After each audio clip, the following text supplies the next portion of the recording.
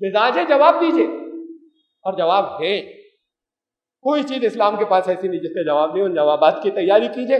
اپنی نسل کو آپ ایسے تو روک سکتے ہیں، ورنہ خالی وہ دن گزر گئے جب یہ ہوتا تھا اندھی عقیدت کے اندر کہ ہم تو بس کوئی مسلمان بڑے پکے مسلمان ہیں، مسلمان کبھی نہیں نکلے گا دین چھوڑ کر۔ ان کا دین یہاں پر ہونا اور نہیں ہونا بھی برابر۔ ایسے لوگوں کا جنہوں نے شعوری اسلام قبول نہیں کیا۔ اللہ تعالیٰ آپ کو سب کو اس طوفان کا مقابلہ کرنے کی، اپنے گھروں میں، اپنی سوسائٹی میں، اسے تو چھوڑیے انٹرنیٹ مقابلہ کرنے کی کہ ہم اسے کیسے روکیں۔ صحیح چیز ہے اس لیے روکنے کی بات ہے، سمجھا کر، جواب دے کر، اس کی صلاحیت عطا فرمائے اور توفیق عطا فرمائے۔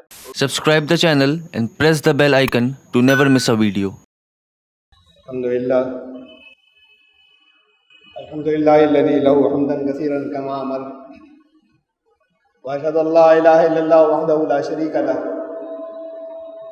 واشہد ان سیدنا و نبینا و مولانا محمدا عبدہ ورسولہ۔ برادران کرام، 3 جمعوں پہلے ایکس مسلمس کے موضوع کو میں نے جمعے میں لیا تھا، اور یہ بھی کہا تھا کہ یہ بات پوری نہیں ہوئی، اس موضوع پر آگے بھی کچھ ہے، اس میں کچھ اصولی باتیں تھیں،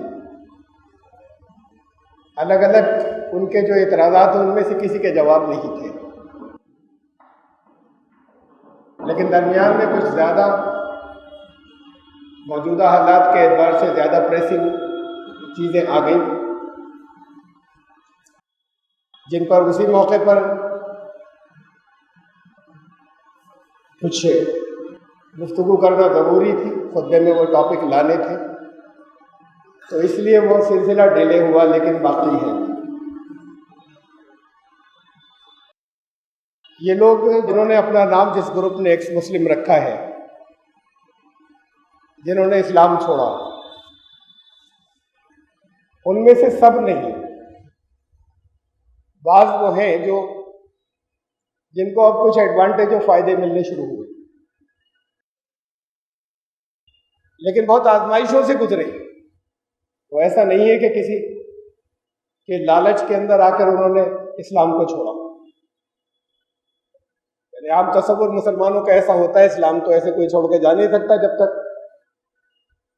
کسی کا اہلکار نہ بنے، کوئی اس کو لالچ نہیں دے رہا ہو۔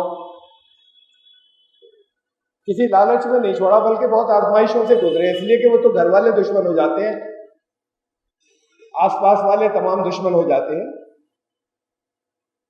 اسلام چھوڑنے پہ دشمن ہونا تو الگ بات، اور تصور تو یہ کہ قتل کر دینا چاہیے، بس یہاں کر نہیں سکتے۔ اسلام چھوڑنے پر دشمن ہو جانا تو بہت دور کی بات ہے۔ مسلمانوں ہی میں اگر کسی کے مسلک کے خلاف بعض باتیں آنے لگ جائیں کسی کی زبان سے، اس کے دشمن ہو جاتے ہیں، سخت مخالف ہو جاتے ہیں، بات دشمنی تک بھی پہنچ جاتی ہے۔ تو پہلی بات تو یہ ذہن سے نکال دیں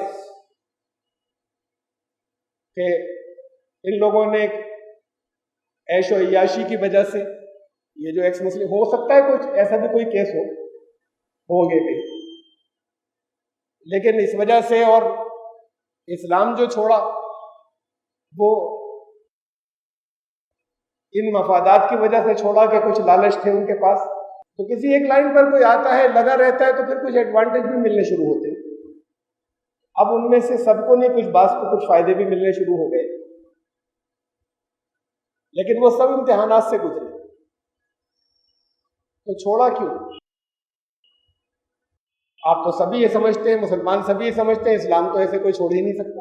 میں نے اس دوران میں کچھ اور انٹرویو سنے ان لوگوں کے جو اسلام چھوڑ کر گئے، جو چیزیں سب جگہ کامن تھی، ہر ایک کی زبان پر تھی، وہ یہ تھی 2-3، باقی پھر الگ الگ باتیں کہیں، الگ الگ لوگوں نے اپنی زندگی کے حالات سنائے، کوئی سوالات رکھے،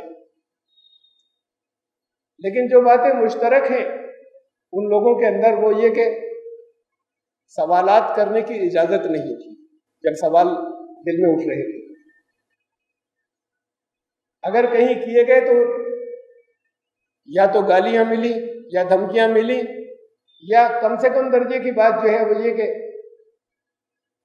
سختی سے جواب دے دیا گیا، بے رخی سے جواب دے دیا گیا، یہ کہ جوابات نہیں مل رہے تھے. یعنی یہ مشترک ہے بات کہ ان کو ان کے سوالات کے جوابات نہیں مل رہے تھے. یہ سب میں کامن ہے. سوالات اٹھنا بہت فطری بات ہے، اور اس کو ذہن میں اپنے بالکل کلیئر کر لیجئے کہ سوال کرنے والا بہت ریئر کیس میں کوئی بےہودگی ہی کسی کی نیت ہو. اپنے گھر میں بچپن سے سوال اٹھا رہا ہے، جوانی میں اپنے گھر والوں سے سوال اٹھا رہا ہے، سوال کرنے والے کا سوال غلط نہیں ہے.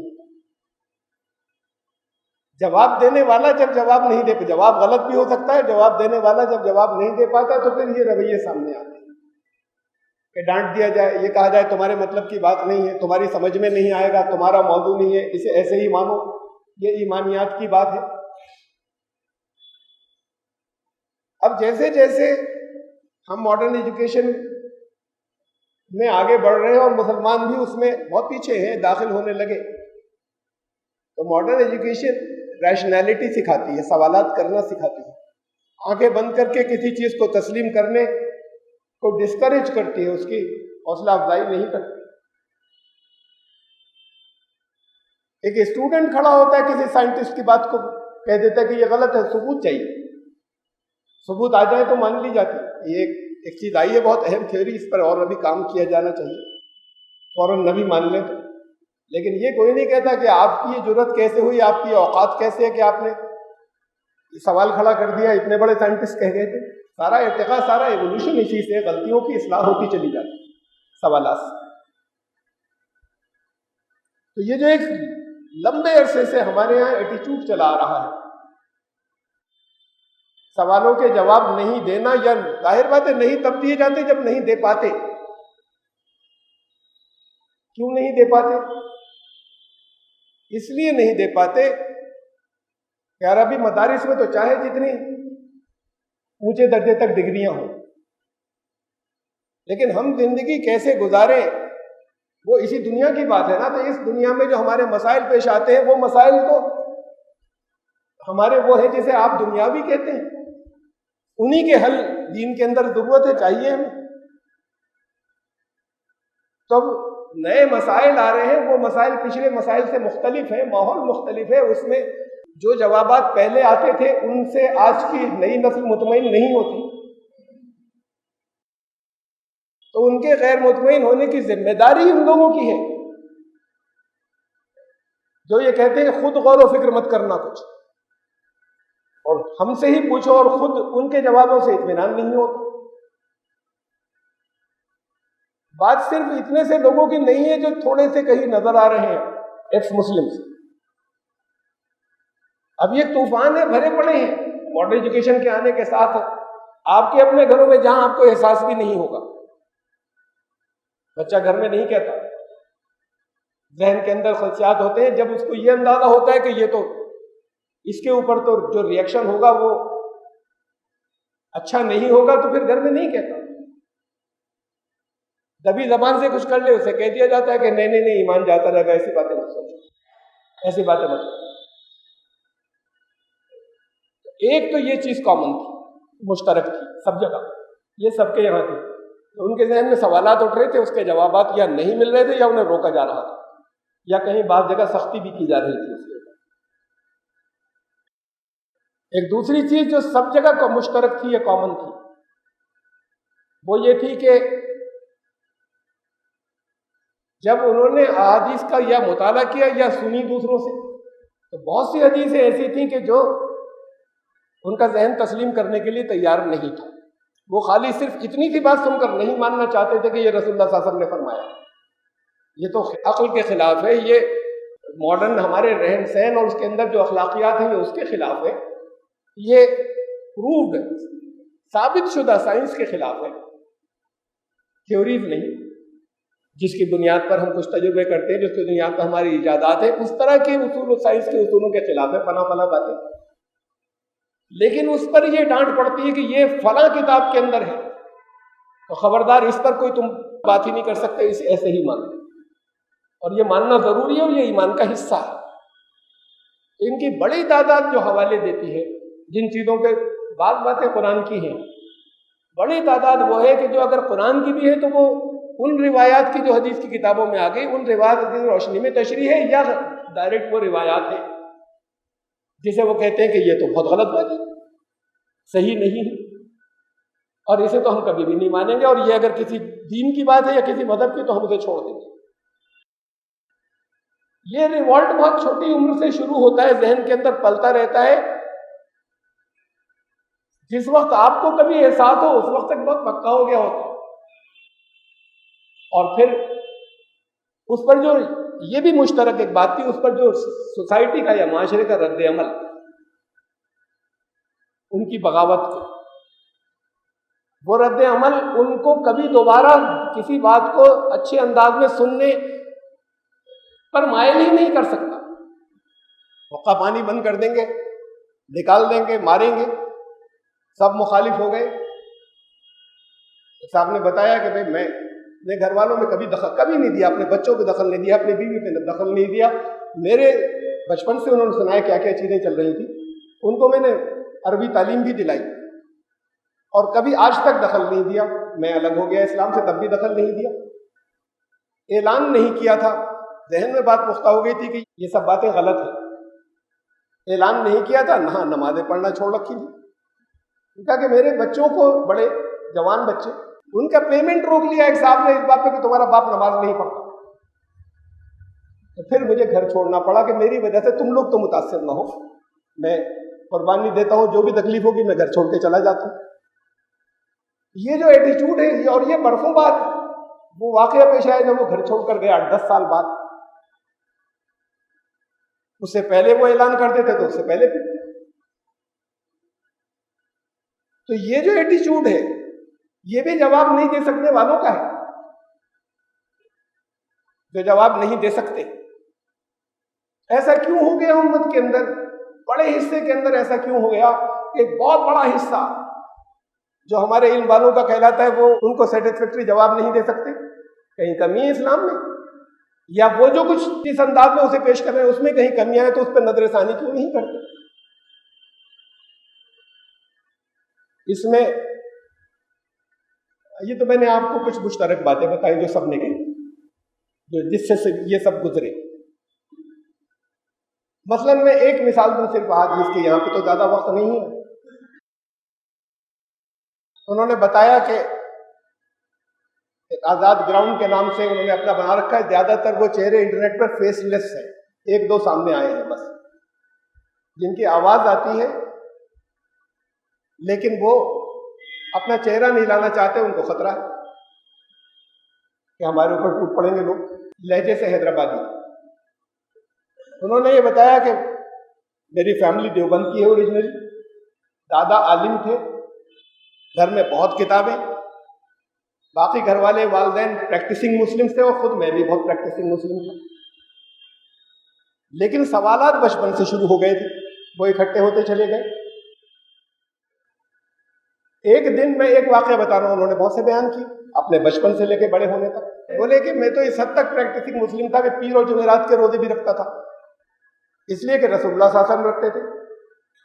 ایک حدیث میں آیا کہ آپ ہر پیر اور جمعرات کے روزے رکھتے تھے، سوال کیا گیا یہ روزے کیوں رکھتے ہیں؟ تو فرمایا کہ پیر تو اس لیے رکھتے ہیں کہ یوم پیدائش ہے، تو اچھا لگتا ہے کہ اس دن میں روزے سے ہوں، اور جمعرات کا اس لیے رکھتے ہیں اس دن اعمال پیش ہوتے ہیں، تو مجھے اچھا لگتا ہے کہ اس دن میں روزے سے ہوں جس دن میرے اعمال پیش ہیں۔ کہنے لگے میں پیر اور جمعرات کے روزے رکھتا تھا، ایک دن شب برات کے دن مسجد بھری ہوئی تھی کھچا کھچ، میں اس میں گیا، تقریر چل رہی تھی مولانا کی، ایک مولوی صاحب کی، وہ بیان کر رہے تھے کہ شب برات میں سارے امت کے سال بھر کے اعمال پیش کیے جاتے ہیں۔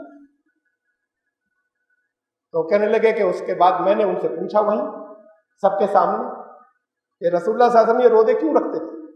انہوں نے یہ بتایا جو میں نے بھی آپ کو بتایا تھا۔ کہنے لگے جب ہر ہفتے پیش کر دیے جاتے تھے پھر سال بھر کے اعمال کیوں پیش کیے جاتے ہیں کسی ایک جمعرات میں، جب یہ بھی ہے کہ ہر ہفتے پیش کر دیے گئے؟ بجائے کوئی جواب ملنے کے وہاں پر لوگ اٹھ گئے اور انہوں نے بس مارا تو نہیں لیکن مغلظات اور گالیاں اتنی دی کہ وہ ماں کو بھی نہیں چھوڑا مسجد کے اندر، اور بہرحال وہاں سے نکلنا پڑا اور بھاگنا پڑا۔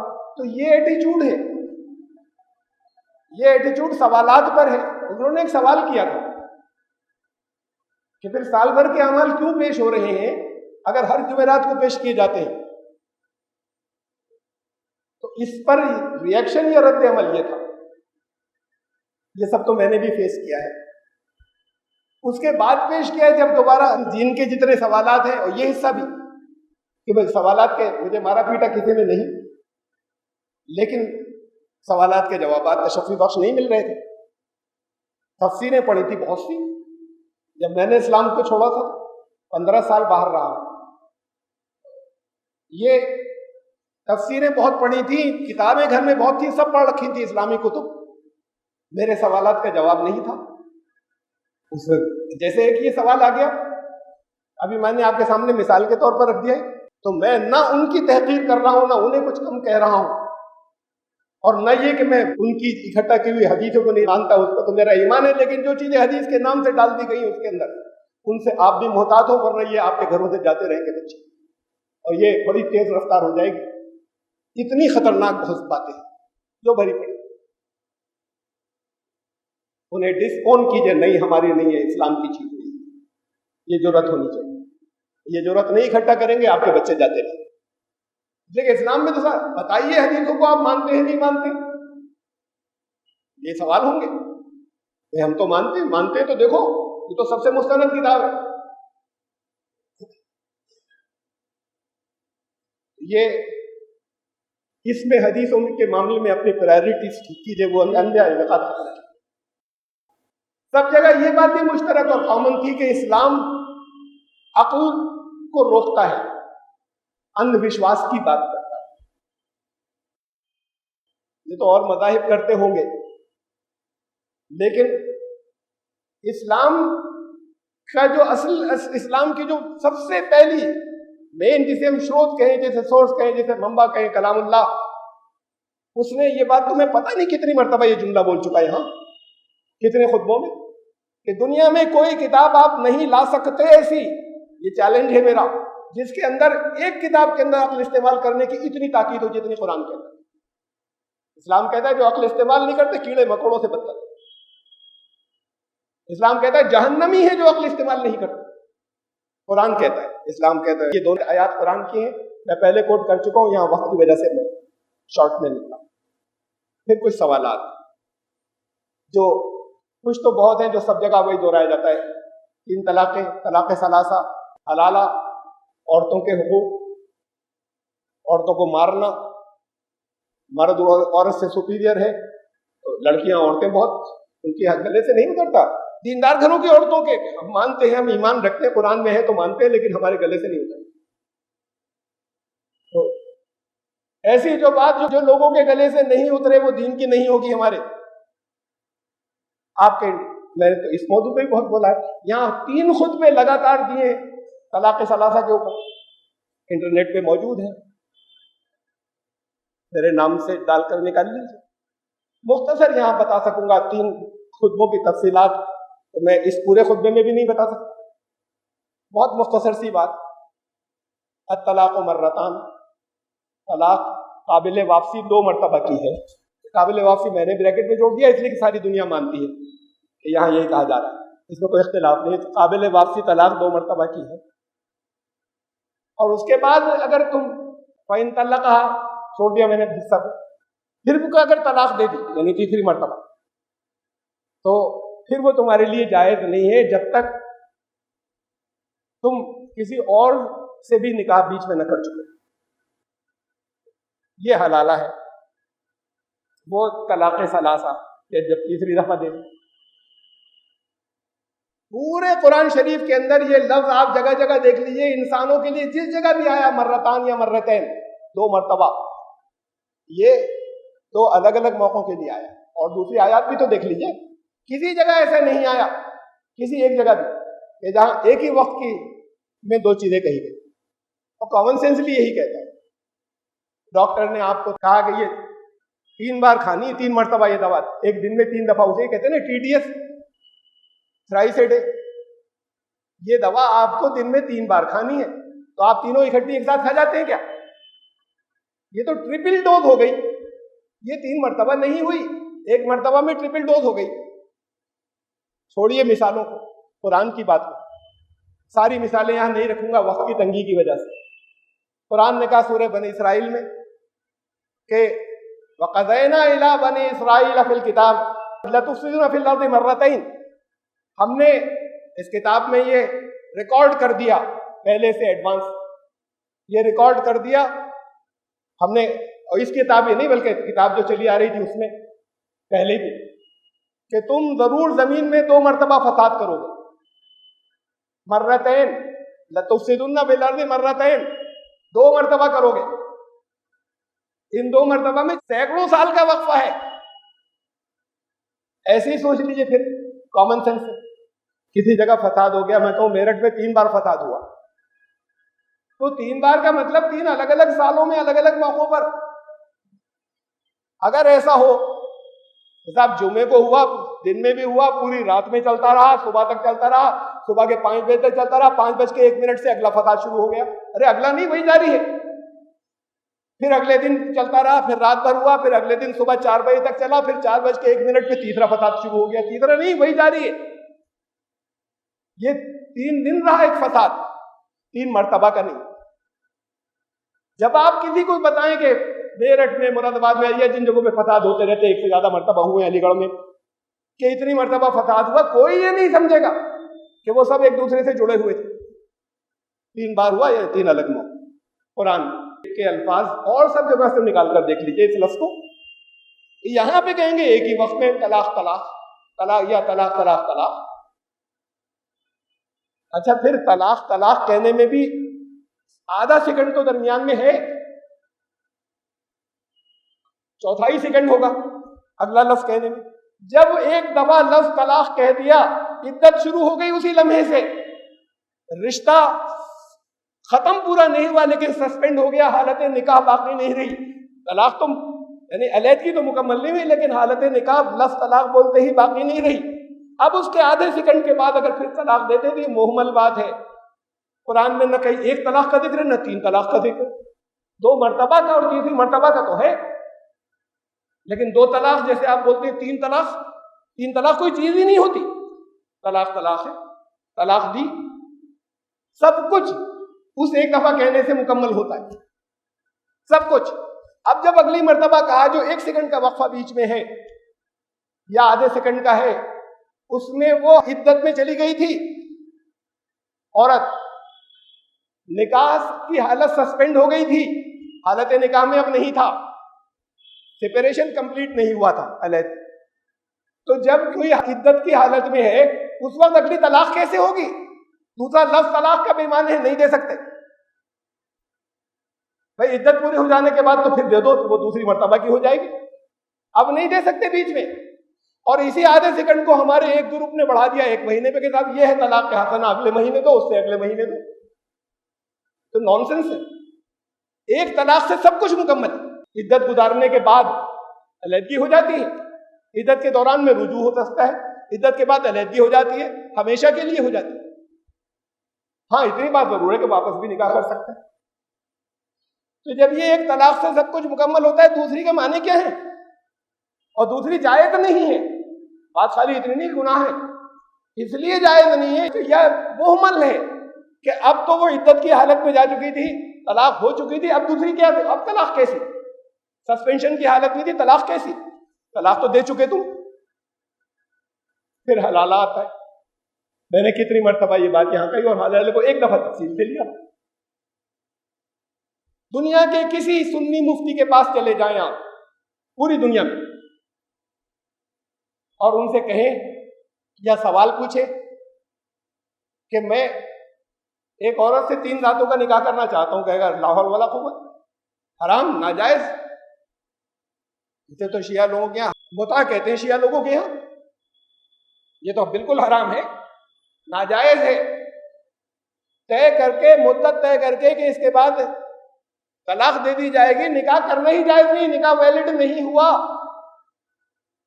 تو پھر اگر یہی طے کیا گیا کہ کسی نے طلاق دے دی تھی، اب کسی اور کے پاس 2-3 دن راتوں کے لیے رکھوائیں اور وہ اس کے ساتھ میں تعلق بھی قائم کرے، وہ رشتہ جائز نہیں ہے طے کر کے، وہ نکاح ہی نہیں ہوا. جب وہ نکاح ہی نہیں ہوا تو اس سے طلاق بھی نہیں ہوگی، پھر واپس ان سے نکاح بھی نہیں ہوگا. کسی سے پوچھ لیجئے کہ کیا یہ کر سکتا ہوں میں کہ یہ طے کر کے کہ 1 رات بعد یا 3 رات بعد یا 7 راتوں کے بعد میں اپنی بیوی کو طلاق دے دوں، میں نے 7 دن کا نکاح کیا. سنی مفتی دنیا کے سارے منع کر دیں گے کہ یہ حرام ہے. یہاں صحیح ہے، جب وہ حرام ہے تو نکاح ہی نہیں ہوا اگلے سے. طے کر کے طے نہیں کیا جا سکتا، دل میں بھی نہیں رکھا جا سکتا. نکاح جب کریں گے تو قرآن تو بار بار کہتا ہے طلاق مت دینا، آپ واپس اس سے طلاق لینا کیا میں نے طے کرنا. اب اگر آپس میں ڈفرینسز ہو، وہ دوسری جگہ اگر نکاح کر لیا ہے، آپس میں اختلافات ہو، تو وہاں ثالثی ہوگی، کوشش کی جائے گی کہ کسی طریقے سے طلاق نہ ہو. تو یہ حلالہ جس شکل میں سمجھا جاتا ہے اور جیسے تھوپا جاتا ہے اور جیسے مسلمان مانتے ہیں اور جیسے جگہ جگہ، پاکستان میں تو باقاعدہ کھلے عام سینٹر ہیں حلالہ سینٹر. 50,000 روپے بھی دو اپنی عورت کو بھی ساتھ میں چھوڑو ہمارے ساتھ اور حلالہ ہو گیا، ہم نے کروا دیا. یہاں بھی ہے، کھل کر ایسے نہیں ہے، میرے پاس ریکارڈ ہے، یہاں بھی ہے. اور اس درجے کے ہیں، میں نے خود ان کی زبان سے جنہوں نے سیکریٹلی ان کو ریکارڈنگ کی ہے، اس درجے کے ہیں کہ وہ کچھ بھی نہیں سوائے سونے کے، کوئی نہ نکاح کے الفاظ بھی نہیں ہوئے، نکاح بھی نہیں کیا اور رات گزاری، انہوں نے کہا لو اپنی بیوی لے جاؤ، جائز ہو گئی تمہارے لیے، اور مسجد کی امامت کرتے. تو یہ پیسے لیتے اس.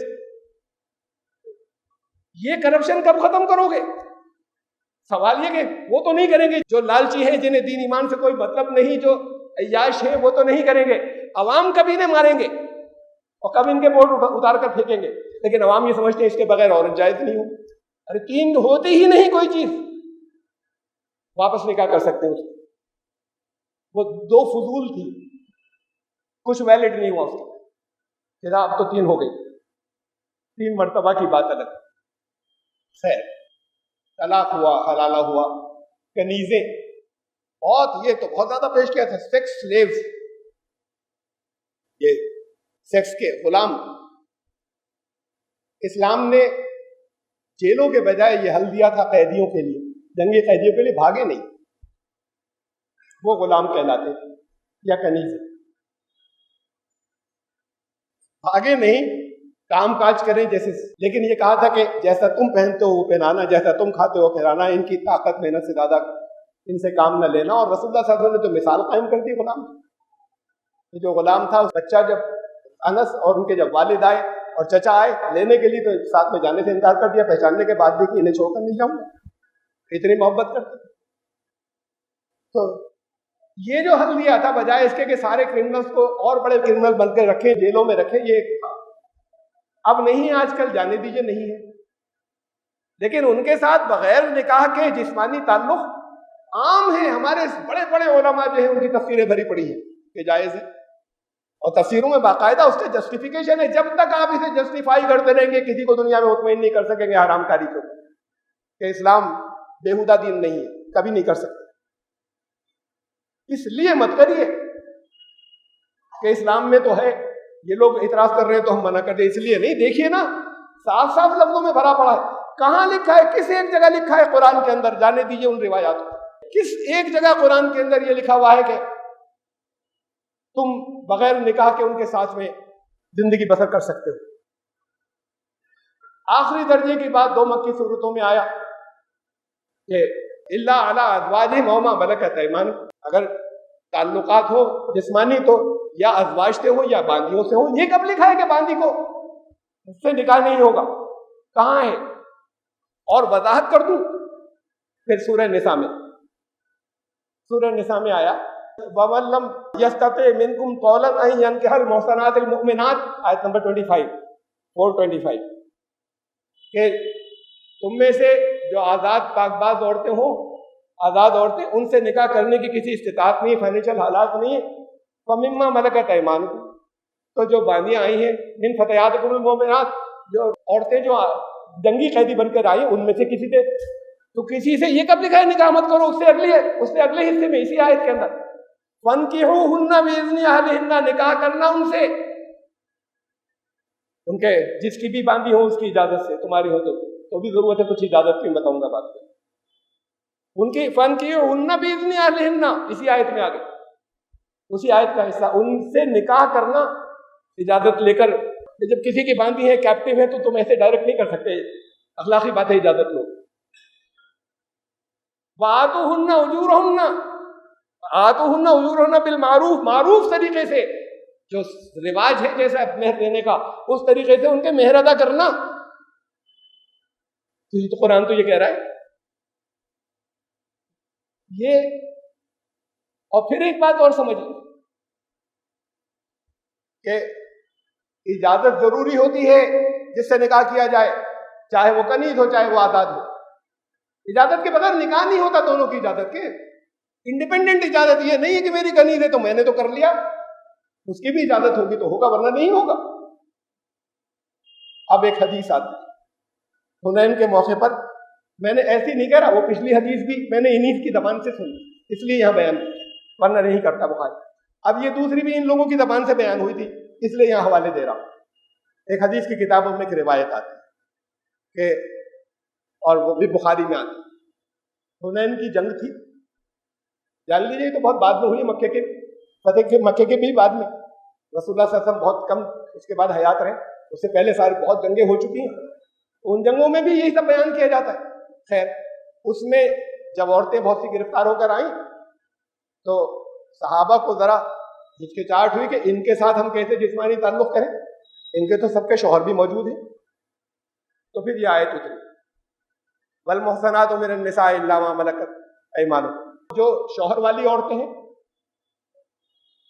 وہ سوائے باندیوں کے، کچھ مطلب اس سے نکلتا ہے اتنے سے ٹکڑے سے، تو انکمپلیٹ بات ہے. کمپلیٹ بات پیچھے سے چلی آ رہی ہے. 2 آیتوں کے اندر بتایا کن کن سے نکاح نہیں کر سکتے، اس کے بعد آیا ان سے بھی نہیں کر سکتے جو جن کے کوئی شوہر ہو. ہاں باندیوں سے کر سکتے چاہے ان کے شوہر ہوں. تو کہا یہ آیت تب نازل ہوئی، تب یہ آیت نازل ہو گئی. یہ آیت خالی تب نہیں نازل ہوئی اس لیے کہ یہ آیت اس کا کوئی مطلب ہی نہیں ہے جب تک اسے پیچھے سے نہیں جوڑا جائے. ساری کی ساری آیات ایک ساتھ سورہ نساء کی وہ اتری ہے، یہ الگ سے نہیں اتری. ایک بات تو کامن سینس سے یہ بات ہے کہ نہیں تب نہیں اتری. اس کے جواب میں وہاں تو ایک اصول بتایا ہے، اور اس میں یہ کب کہا گیا کہ ان سے نکاح نہیں کر سکتے.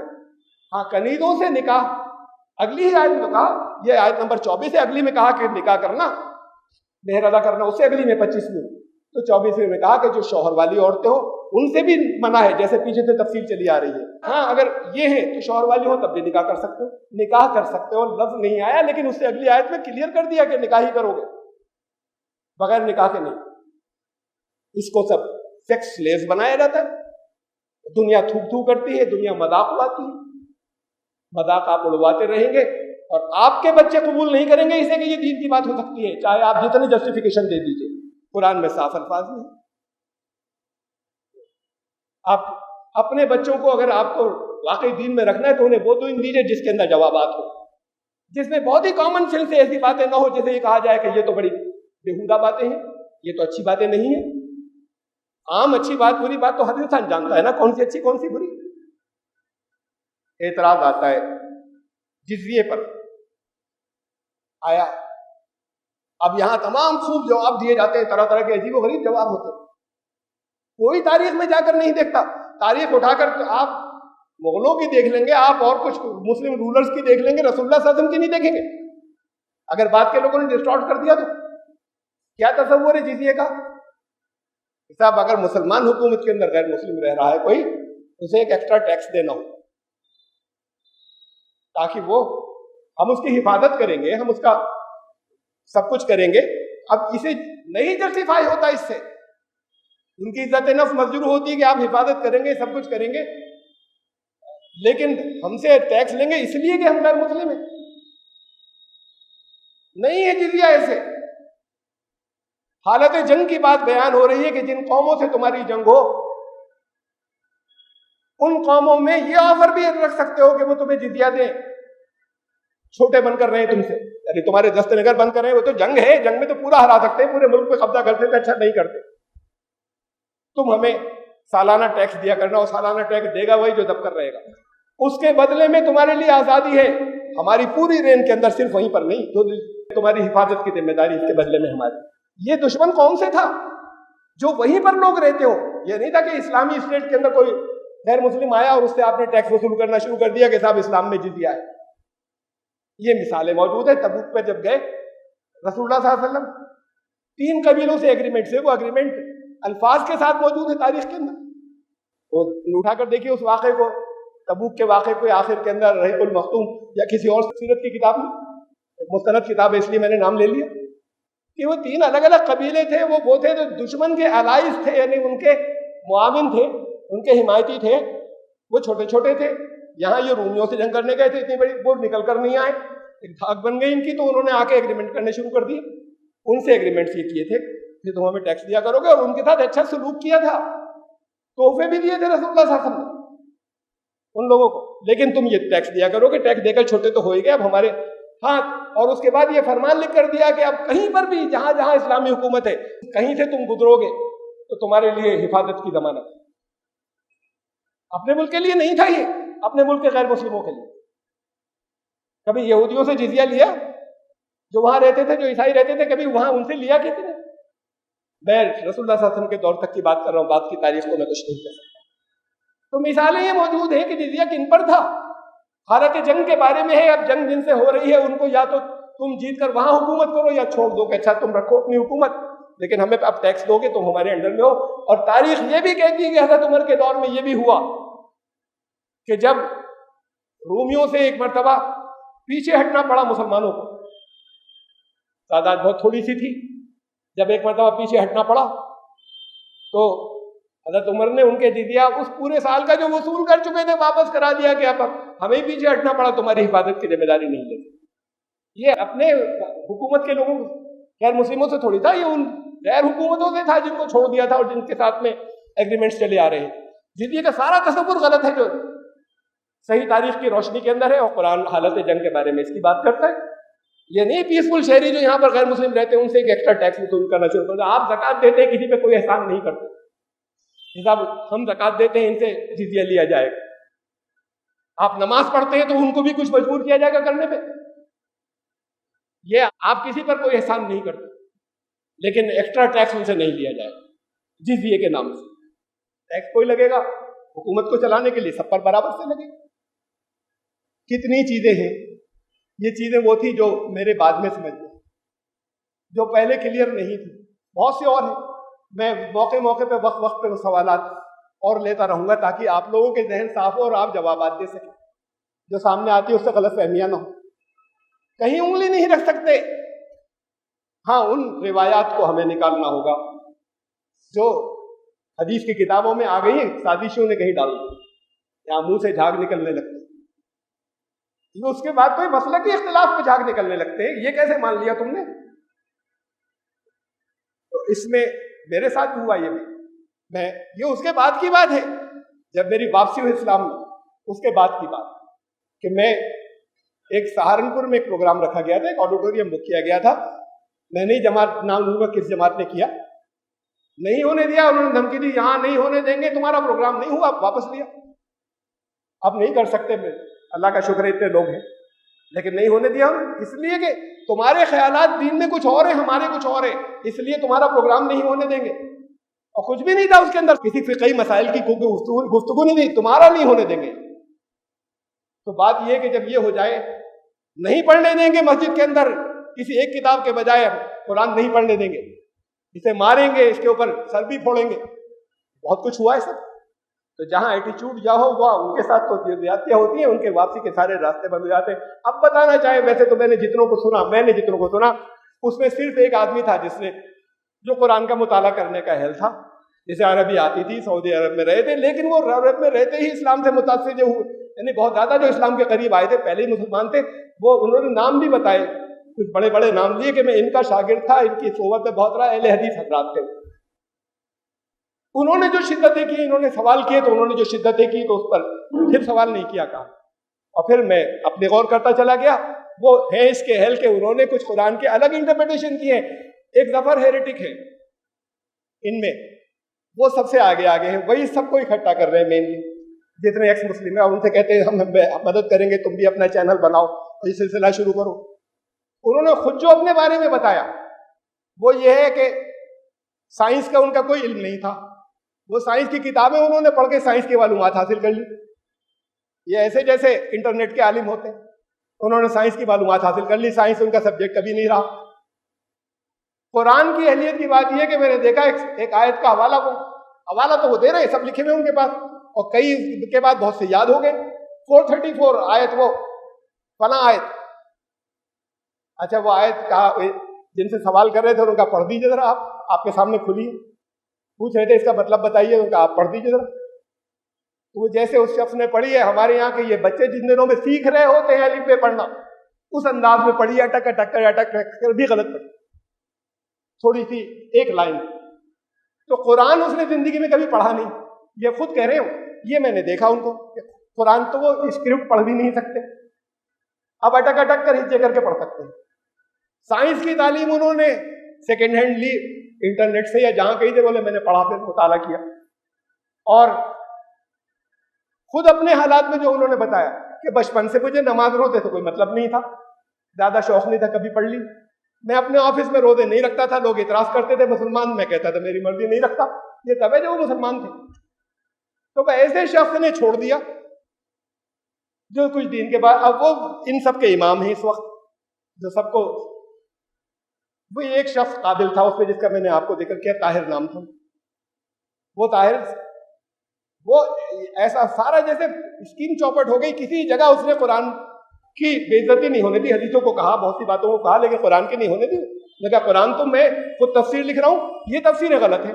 اب ان کا جو اس کے اندر قرآن کا سوچ ہے وہ بالکل ایک الگ ہے، لیکن لوگوں سے رابطہ رہا ہوتا، وہ تو اکیلے انڈیپینڈنٹ جو کچھ کر رہے ہیں، کچھ سوچا اس میں بعض چیزیں ایسی کہ جو واقعی سمجھنے کی، بہت سی ایسی جو غلط ہے میری نظری، لیکن وہ خود کر رہے ہیں. اور سورہ نساء تک کر چکے ہیں، سورہ مائدہ شروع ہونے والی ہے. اور اس نے کسی ایک جگہ بھی یہ اپنا حوالہ دیتے رہے، دیکھیے قرآن کی ان دونوں آیتوں میں تضاد، اس نے کہا تضاد نہیں ہے، قرآن میں ایکسپلین کیا یوں نہیں ہے، اس کا مطلب یہ ہے، اس کا مطلب یہ ہے. تو وہ قرآن کی ان تفسیروں کو تو سب کو کینسل کرتے ہیں، لیکن اپنی تفسیر لکھ رہے ہیں اور قرآن سے عقیدت ہے ان کو. ایک آدمی تو مجھے وہ قابل ملا جو اس کا اہل ہے کہ جو الفاظ کے معنی بھی جانتا ہے عربی کے اندر، اس کے علاوہ کوئی ایک بھی ایسا نہیں تھا کہ جو اس کا اہل ہوتا. ہاں ان کو جب جوابات نہیں ملے انہوں نے دین چھوڑ دیا، اور اس کو ان کو شدت اختیار کی گئی، سختیاں ہوئی، تو وہ یہاں سے چلے گئے کہ اب ہم یہاں پر نہیں رہیں گے. میں پھر آپ سے سب سے یہ درخواست کروں گا، بہت سے سوالات رہ گئے جو عام طور سے آتے ہیں، ان کے بھی جوابات رکھوں گا. ان میں سے کسی کا میں نے تفصیل سے نہیں رکھا، یہاں وقت نہیں ہے. ان سب پر میں بول چکا ہوں یا لکھ چکا ہوں. آپ کو جسے زیادہ ضرورت ہو وہ پوچھے کہاں ہے، اسے لنک دے دیا جائے گا، تلاش کر لیں. خود نہیں کر سکے تو لنک دے دیا جائے گا کہ وہاں دیکھ لیجئے. لیکن آگے بھی کبھی کبھی وقتاً فوقتاً یہ سوالات میں لاتا رہوں گا تاکہ آپ کی تیاری ہو جائے. لیکن اس ایٹیچیوڈ کو بدلنا ہوگا، اور نہیں بدلیں گے تو آپ اب ان ماس بڑی تعداد میں بچوں کا نکلنا نہیں روک پائیں گے، جس کا آپ کو علم نہیں ہے آپ کے گھروں میں، کہ ان کا مائنڈ ریشنل ہو چکا ہے، وہ عقل سے سمجھنا چاہتے ہیں. میرا تھا، بچپن سے تھا، میں بچپن سے باغی تھا، ایسا باغی نہیں کہ بے پناہ احترام کرتا تھا گھر والوں کا، مثالیں دی جاتی تھی میری، لیکن میں نہیں مانتا تھا کوئی بات جو میری سمجھ میں نہیں تھا. سمجھ کر مانوں گا تو مجھے بہت چھوٹی عمر سے دلیلیں دی جاتی تھی، اور جب نہیں آتی سمجھ میں تب وہ چھوٹی عمر کے اندر، ابھی میں کہوں کہ میری ہی صحیح تھی یہ نہیں کہہ رہا، لیکن جب میری نہیں آتی تو نہیں مانتا تھا. تو ایسے وہ بھی باغی تھے. مزاج ہے جواب دیجیے، اور جواب ہے. کوئی چیز اسلام کے پاس ایسی نہیں جس کا جواب نہیں. ان جوابات کی تیاری کیجیے. اپنی نسل کو آپ ایسے تو روک سکتے ہیں، ورنہ خالی وہ دن گزر گئے جب یہ ہوتا تھا اندھی عقیدت کے اندر کہ ہم تو بس کوئی مسلمان بڑے پکے مسلمان ہیں، مسلمان کبھی نہیں نکلے گا دین چھوڑ کر. ان کا دین یہاں پر ہونا اور نہیں ہونا بھی برابر. ایسے لوگوں کا جنہوں نے شعوری اسلام قبول نہیں کیا. اللہ تعالیٰ آپ کو سب کو اس طوفان کا مقابلہ کرنے کی، اپنے گھروں میں، اپنی سوسائٹی میں، اسے تو چھوڑیے انٹرنیٹ، مقابلہ کرنے کی کہ ہم اسے کیسے روکیں. صحیح چیز ہے اس لیے روکنے کی بات ہے، سمجھا کر، جواب دے کر، اس کی صلاحیت عطا فرمائے. بارک اللہ لنا قرآن العظیم انہ تعالی جواد.